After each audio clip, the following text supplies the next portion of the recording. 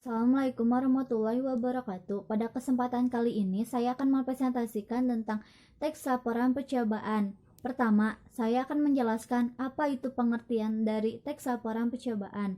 Teks laporan percobaan adalah teks yang menyajikan informasi sebagaimana adanya informasi yang diperoleh setelah melakukan percobaan dan analisis yang sistematis. Kedua, saya akan menjelaskan fungsi dari teks laporan percobaan. Ada 5 fungsi dari teks laporan percobaan. Yang pertama, merupakan sumber informasi. Yang kedua, untuk menentukan teknik baru. Yang ketiga, untuk mengetahui kemajuan suatu permasalahan. Yang keempat, sebagai pemecah suatu masalah. Dan yang kelima, melaporkan hasil kegiatan yang telah dilakukan. Sekarang saya akan menjelaskan struktur isi dari teks laporan percobaan.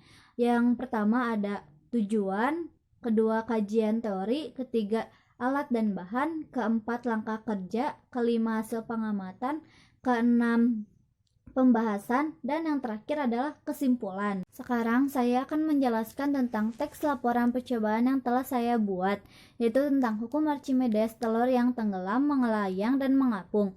Yang pertama ada tujuan percobaan. Untuk apa ada tujuan percobaan ini? Yaitu untuk membuktikan peristiwa tenggelam, melayang, dan mengapungnya suatu benda dan apa pengaruh garam yang dicampurkan ke dalam air terhadap keadaan benda tersebut. Yang kedua ada kajian teori. Kajian teori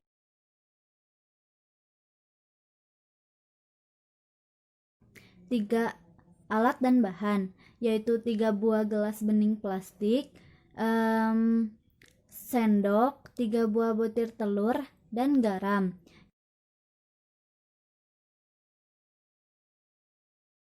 Keempat ada langkah kerja. Saya akan menunjukkan langkah-langkah cara kerjanya.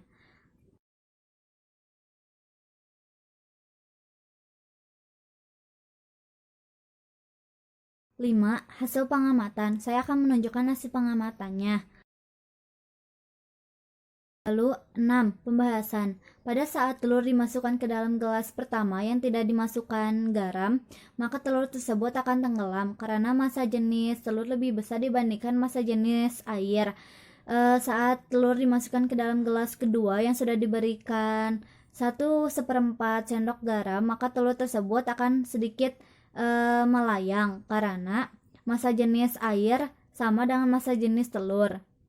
Dan pada saat telur dimasukkan ke dalam gelas ketiga yang sudah diberikan 2,5 sendok garam, maka telur tersebut akan mengapung karena massa jenis air lebih besar dibandingkan massa jenis telur.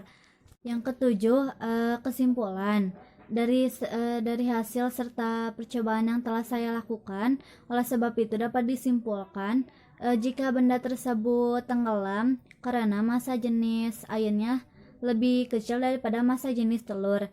Jika benda tersebut melayang karena massa jenis air dan massa jenis telur sama. Dan jika benda tersebut mengapung karena massa jenis air lebih besar dibandingkan massa jenis telur. Lalu garam juga berfungsi untuk memperbesar massa jenis air. Dengan begitu, semakin banyak garam yang diberikan, maka semakin besar pula massa jenis airnya.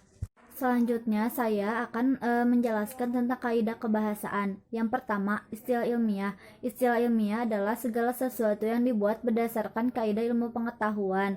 Saya akan memberi contoh istilah ilmiah yang ditandai berwarna biru. Kata kerja tindakan. Kata kerja tindakan adalah kata kerja yang mendeskripsikan sebuah tindakan. Di dalam teks laporan yang telah saya buat, yaitu memperbesar. Ketiga, kata yang menyatakan pendefinisian. Di dalam teks laporan yang telah saya buat, jawabannya adalah yaitu. Lalu yang keempat adalah konjungsi penyebab. Konjungsi penyebab adalah konjungsi yang dipakai untuk sebab akibat. Di dalam teks laporan yang telah saya buat adalah oleh sebab itu.